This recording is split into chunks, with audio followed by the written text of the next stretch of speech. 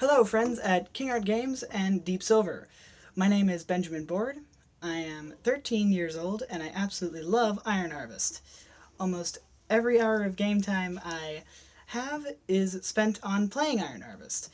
I am also a member of my FLL First LEGO League, and after playing Iron Harvest it inspired me to make this diorama below. As you can see, the map is inspired off of the Deserted Tracks map in Iron Harvest. You got a crane there, oil pump over there, and a supply depot right here. Now, let's get started with Polania, since they're right next to me. This was the first Iron Harvest mech I ever built. It's not exactly themed off of any Polanian mech, but it looks like one, so it is. And then, coming over here, we have the first real themed Iron Harvest mech in the form of the Slajnik. It has the iconic two machine guns, and it has a pilot in there, but he's very hard to take out. Then we have the more iconic Schmauri, with its bayonet, its big old gun, and actually a pump action, bolt action. Goes right here. Then we have this Rusviet flamethrower, laying waste to the Polanians over here. This rifleman's probably going to try and shoot at him.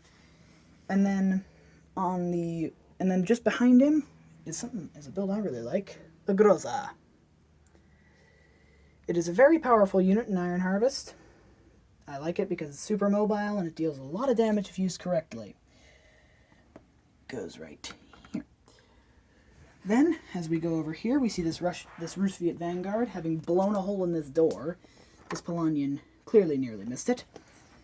Then we come to our first named hero in the form of Anna Koss, with sniper and iconic orange hair.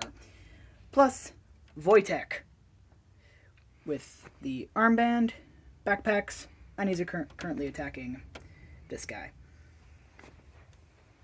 Then back here's another named hero, the infamous Dr. Viktor Popov. He's got a lightning cannon, 2 lightning cannons, 3 lightning cannons, and a bazooka with a bit of steam coming out. Then we have a factory stilt machine. I believe I saw them in one of the trailers, but I've certainly never used them. And then over here we have the Rusviets have taken this strategic position. Polania's trying to take it back.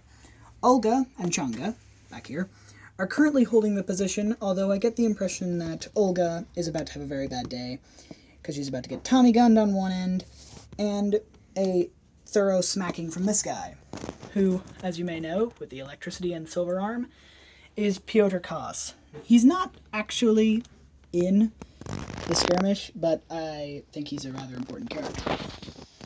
And then over here, we have a destroyed Nagant that this guy is hopelessly trying to repair, a Rusviet machine gunner, and another Rusviet machine gunner, only this one's mounted.